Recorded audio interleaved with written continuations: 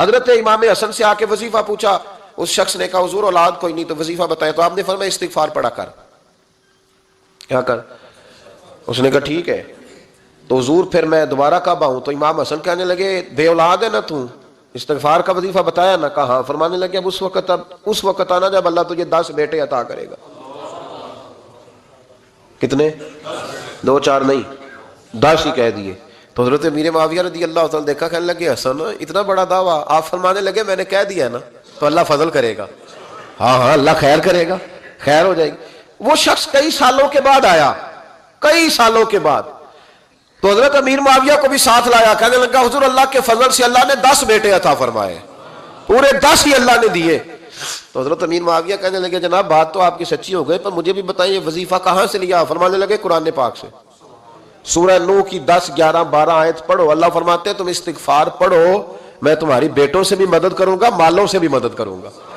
تو میں نے استغفار بتائی تھی اور قرآن میرے اللہ کا ہے، رب کا وعدہ جھوٹا ہو سکتا؟ فرمایا 10 بیٹے ملنے تھے، میں نے کہہ جو دیا تھا۔ وہ میرے بھائیوں یاد رکھیں، استغفار اللہ کی رحمت نازل کرتا ہے۔ ایک ہوتا ہے خوف، ایک ہوتی ہے خشیت۔ خوف والے لوگ توبہ کرتے ہیں، خشیت والے استغفار کرتے ہیں۔ ایک ہوتا ہے خوف، ایک ہوتی ہے خشیت والے استغفار کرتے ہیں۔ نبی کریم علیہ السلام نے فرمایا میں دن میں 100 مرتبہ استغفار کرتا ہوں، دن میں۔ توبہ والا کہتا ہے کہ میں بھول گیا تھا، مجھے معافی مل جائے، اور خشیت والا کہتا ہے میرا یار ناراض نہ ہو جائے، وہ استغفار ہی کرتا رہتا ہے، وہ معافی حضرت رومی نے مثال دی ہے، فرماتے ایک عورت تھی تو بھیک مانگا کرتی تھی، ایک دن بادشاہ کے دروازے پہ بھیک مانگنے گئی تو بادشاہ کو پسند آ گئی، اس نے نکاح کر لیا۔ 20 کنیزائیں اس بی بی کے پاس تھی خدمت کرنے کے لیے، روٹی دینے کے لیے، کپڑا دینے کے لیے، لیکن وہ ہر وقت روتی رہتی تھی، ہر وقت روتی۔ ایک سمجھدار کنیز کہنے لگی کہ ملکہ اب تیرا درجہ بہت بڑا ہے، تو ہر وقت روتی رہتی ہے، معافیاں ہی مانگتی رہتی ہے ہر وقت، کون سی ایسی نعمت ہے جو تیرے پاس نہیں؟ تو وہ کہنے لگی اس لیے تو روتی ہوں۔ کیا مانا؟ کہنے لگی اس لیے روتی ہوں کہ میں اس قابل نہیں تھی جو مجھے مل گیا، کہیں میرے سر کا سائیں ناراض نہ ہو جائے، وہ کہیں بگڑ نہ جائے، مجھے پتا ہے کہ میں کیا تھی اور مجھے کہاں تک پہنچا دیا، میں روتی اس لیے ہوں کہ کبھی کہیں وہ ناراض۔ حضرت عمر اس لیے روتے تھے کہ کہیں مصطفیٰ ناراض نہ ہو جائے، حضرت ابو بکر اس لیے تڑپتے تھے کہ کہیں اللہ کا فضل روٹھ نہ جائے۔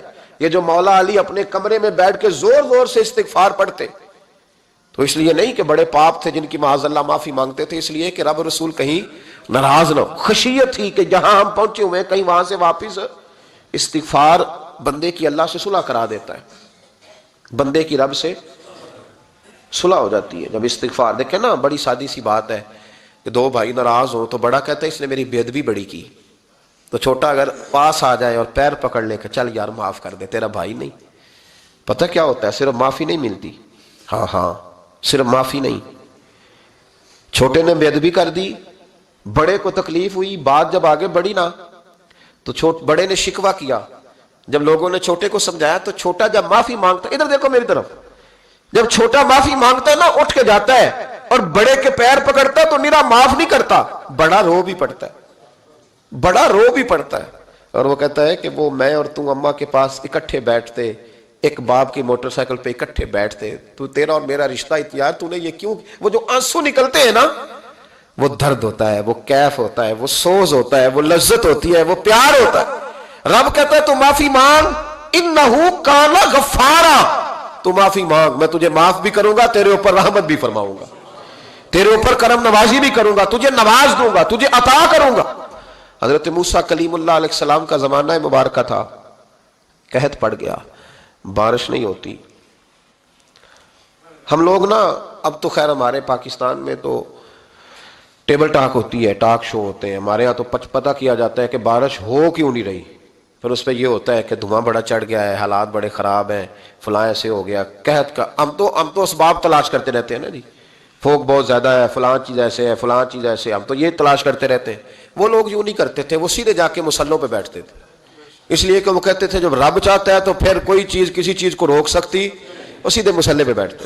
اعلیٰ حضرت فاضل بریلوی رحمۃ اللہ علیہ کے پاس ایک مولانا محمد حسین آئے، وہ فلکیات کے بڑے ماہر تھے، تو اعلیٰ حضرت نے فرمایا ذرا ستاروں کا حساب لگا کے دکھاؤ بارش کب ہوگی؟ کہنے لگا پورا مہینہ تو نہیں ہوگی، تو اعلیٰ حضرت رحمۃ اللہ علیہ فرمانے لگے کہو کہ میرا علم کہتا ہے مہینہ نہیں ہوگی، اللہ چاہے تو ابھی ہو سکتی ہے۔ کہنے لگا جی وہ تو ٹھیک ہے پر میرا علم، وہ جیسے روز لوگوں نے پیر نیٹ ٹو شہنشاہ صاحب نہیں کھولے ہوتے کہ بارش کب آئے گی، اور اس کی طرف نہ دیکھ، مصلے پہ بیٹھ، مہربانی کر مصلے پہ بیٹھ، اللہ کی بارگاہ میں حاضر ہو، اس سے معافی مانگ، اسے منا تاکہ وہ رحمت کی بارش۔ کہنے لگا جی میرا علم کہتا ہے۔ تو اعلیٰ حضرت فرمانے لگے پھر وہی بات، تو کہے اللہ چاہے تو بارش ابھی، لیکن یہ جو اڑ گئے ہیں نا بیچارے، یہ اڑ ہی گئے ہیں، یہ جہاں الجھ گئے ہیں وہاں یہ لوگ الجھ گئے، اللہ ہمیں الجھنے سے محفوظ فرمائے۔ تو اعلیٰ حضرت اٹھے تو فرمایا ٹائم کیا ہوا ہے گھڑی پہ؟ کہنے لگا جی 12۔ تو اعلیٰ حضرت نے گھڑی گھمائی، اب کیا بج گیا؟ کہنے لگا 4 بج گئے۔ فرمانے لگے بج گئے نا 4؟ کہنے لگا جی آپ نے گھڑی گھما جو دی ہے۔ فرمانے لگے اللہ بھی جب چاہے تو ستارے گھما دیتا ہے، اللہ بھی ستارے گھما دیتا ہے بارش۔ کہنے لگا جی وہ تو ٹھیک ہے پر مہینہ نہیں ہو سکتی۔ اڑا ہوا بندہ، اس کا کوئی علاج ہے جو اڑ جو جائے؟ اس کے لیے قرآن کہتا ہے وَإِذَا خَاطَبَهُمُ الْجَاهِلُونَ قَالُوا سَلَامًا، اسے سلوٹ کرو دور سے، اسے کو تو جان اور تیرا۔ کہنے لگا جی ہو نہیں سکتی پورا مہینہ۔ فرمانے لگے یار تو جا اپنا کام کر۔ وہ شخص کہتا ہے میں نے دروازہ کھولا اعلیٰ حضرت کا، کمرے سے باہر نکلا تو تیز بارش ہو رہی تھی، واپس آیا تو میں نے کہا احمد رضا یہ عقیدہ کہاں سے لیا ہے؟ فرمایا دروازہ مصطفیٰ سے لیا ہے صلی اللہ علیہ وسلم۔ تو یاد رکھیں کہ اللہ کو منانا چاہیے، استغفار کرنا چاہیے، اس کی برکات۔ حضرت موسیٰ ساری قوم کو لے کے نکل گئے۔ آؤ بھائی میدان میں اللہ کی بارگاہ میں استغفار کریں اور بارش کا سوال کریں، بارش مانگے۔ جب باہر نکلے دیر تک دعائیں ہوتی رہیں تو حضرت موسیٰ علیہ السلام کو رب کریم نے وحی فرمائی کہ موسیٰ آپ کی قوم میں نے ایک شخص ہے جس کو 40 سال ہو گئے نافرمانی کرتے، اس نے رب سے صلح نہیں کی۔ کتنے لوگ ہیں؟ ایک، اور 40 سال سے وہ نافرمان ہے، اس کو مجمع سے نکال دو بارش ہو جائے گی۔ اگر ایک گناہ گار کی وجہ سے بارش رک جاتی ہے، اور جہاں دروازے کھلے ہوئے ہوں، جہاں تنہائیاں خوفناک ہوں، اور جہاں تباہی اتری ہوئی ہو، اور جہاں لوگ کروڑوں روپیہ مال ہڑپ کر گئے ہوں، اور جہاں علماء کو ہتھ کڑیاں لگا کے ٹھنڈی زمینوں پہ لٹا دیا جائے اور قوم کہہ رہی ہو اچھا ہوا اچھا ہوا، اور لوگ پھبتیاں اڑا رہے ہوں، مذاق کر رہے ہوں، تو پھر اس قوم پہ کس طرح کر کے فضل الہی۔ اور یہ مولوی کا معاملہ نہیں، یہ تو ممبر رسول کا معاملہ ہے۔ میرے مصطفیٰ نے یہ نہیں کہا پیر میرا وارث ہے، حضور نے فرمایا عالم میرے دین کے وارث ہے۔ ہاں حضور نے فرمایا جس نے عالم کے چہرے کا دیدار کیا سمجھے میں نے اپنے نبی کی زیارت کی ہے۔ لیکن یہاں تو خیر یہ عنوان نہیں، ورنہ میں اس پر جاتا ہے۔ تو کہا ایک بندہ ہے 40 سال سے اللہ کی نافرمانی کر رہا ہے، وہ اگر نکل جائے تو بارش ہو جائے گی۔ حضرت موسیٰ نے اعلان کر دیا بھی ایک شخص ہے، وہ اگر نکل جائے تو بارش ہو جائے گی۔ پتہ تو ہوتا ہے نا سب کو، مجھے بھی پتہ ہے کہ میں اندر سے کیسا ہوں، اور آپ کو بھی خبر تو ہوتی ہے نا جی۔ جب بات ہو رہی ہوتی ہے تو پھر پتہ تو چلتا ہے نا کہ بات کہاں جا کے سیٹ ہو رہی ہے، پتہ چلتا ہے نا۔ اسے بھی چل گیا پتہ، اب اندر ہی اندر رونے لگا۔ اور دیکھو امام رازی اور امام غزالی دونوں نے لکھا ہے کہ اس درد سے رویا، اس درد سے کہ ادھر والے کو بھی پتہ نہ چل جائے، مجمع کے اندر کھڑا ہے اور ادھر والے کو بھی استغفار، دیکھو ادھر والے کو بھی پتہ نہ چل جائے اور ادھر والے کو بھی کہیں ہجوم میں غم میں بھی توہین ضبط غم نہ ہوئی۔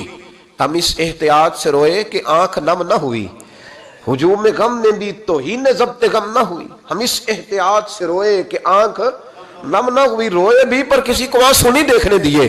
اب اس درد سے کہتا ہے اللہ تو معاف کرنے والا ہے نا، تو معاف کرتا ہے، پردہ پوشی کرتا ہے، اور مالک اگر لوگوں کو پتہ چل گیا تو میرے تو بچوں کا بھی جینا حرام کر دے گا، یا اللہ میری تو آنے والی نسل بھی تڑپ کے وقت گزارے گی۔ مالک تو معاف کر دیا کرتا ہے، لوگ نہیں معاف کرتے، اے اللہ یہ میری خوبیاں بھول جائیں گے، میری خامیوں پر بات، مالک میں یہ ذلت نہیں برداشت کر سکتا، فضل فرما۔ حضرت موسیٰ نے دوبارہ اعلان کیا نکلتے ہو کہ نہیں نکلتے؟ پھر تڑپا خدا بندہ مجھے بے آبرو نہ کر، یہ ذلت اور رسوائیاں یہ نہیں برداشت ہوتی، اللہ درگزر۔ حضرت موسیٰ نے تیسرا اعلان کیا نکلتا ہے یا میں پھر اس کا نام لوں، اللہ سے پوچھ کے نام لوں اس کا، بتاؤ کون ہے؟ اب تو تڑپ گیا، کہنے لگا مالک میں تیری بارگاہ میں استغفار کرتا ہوں، آئندہ نہیں کرتا، آئندہ نہیں کرتا۔ یہ لفظ ادا کیے، بندہ کوئی بھی نہیں نکلا، رب کریم نے بارش عطا کر دی، تیز بارش جب برسی نا، تیز بارش، لوگ تو مین دیکھ کے دوڑ گئے۔ تو حضرت موسیٰ کہنے لگا یا اللہ مجھے بھی تو بتا، تو نے کہا تھا کہ جب تک بندہ نہیں نکلتا بارش نہیں ہوگی، تو نکلا کوئی بھی نہیں، بارش ہو گئی، ماجرا کیا ہے؟ تو رب کریم نے فرمایا موسیٰ بس اس نے مجھ سے صلح کر لی، اس نے مجھ سے صلح کر لی۔ اور امام غزالی نے لفظ لکھے، حضرت موسیٰ نے پوچھا، حالانکہ اللہ اپنے نبیوں کو غیب کے خزانے دیتا ہے، پوچھا کہ اے اللہ مجھے اس کا نام بتا دے، تو رب کریم نے فرمایا موسیٰ جب گناہگار تھا تب نہیں کسی کو بتایا، جب پاپی تھا تب نہیں بتایا، جب مجرم تھا تب نہیں بتایا، اب کیسے بتا دوں؟ فرمایا اس کی میری صلح ہو گئی ہے، اور فرمایا جو بارش نہیں نہ ہو رہی تھی وہ بھی اس کی وجہ سے نہیں ہو رہی تھی، اب جو ہوئی ہے نا تو یہ بھی اسی کی وجہ سے ہوئی ہے، یہ بارش اب جو ہوئی ہے تو یہ بھی یہ اس گناہگار کے سبب سے۔ اپنی راتیں اللہ کے ساتھ گزارے، مصلی پہ بیٹھے۔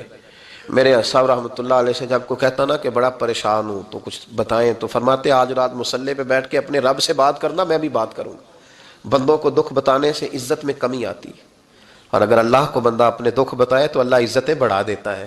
ترمذی شریف کی حدیث ہے، نبی پاک علیہ السلام نے فرمایا اگر تو دنیا داروں کو دکھ بتائے گا تو اللہ تجھے غنی نہیں کرے گا، اور اگر تو اپنے رب کو بتائے گا تو اللہ بڑی جلدی تجھے دنیا سے بے نیاز کر دے گا، تجھے لوگوں کی ضرورت نہیں رہے گی۔ استغفار کریں، کثرت سے کریں، ذوق سے کریں، مصلی آباد رکھیں، ہر شے دیکھو نا، جس طرح کھانے کی میز آباد رہتی ہے، بستر آباد رہتا ہے، ہمارے دیگر معاملات، اگر مصلی نہ آباد رہے تو روح بے چین رہتی ہے، طبیعت بے قرار رہتی ہے۔ انسان میں نے دیکھا ہے بڑے بڑے سمجھدار لوگ پاگلوں جیسی زندگی گزار رہے ہیں، بولتے جا رہے ہیں، بولتے جا رہے ہیں، بولتے جا رہے ہیں، ایسے کسی کو کوئی خبر کہ 6 فون اٹھائے ہوئے ہیں، ایسے جیسے ڈسٹرب ہو گئے مینٹلی طور پر۔ وجہ کیا ہے کہ ان سے جان نہیں چھڑاتے۔ کبھی سارے موبائل بند کر کے نا، سارے بچے ہر چیز سائڈ پہ کر کے مصلی پہ بھی آنا چاہیے، اور مالک تو بڑا ہی کریم ہے، اللہ تو بڑے کنز المال کی حدیث سنا کے بعد سمیٹتا ہوں۔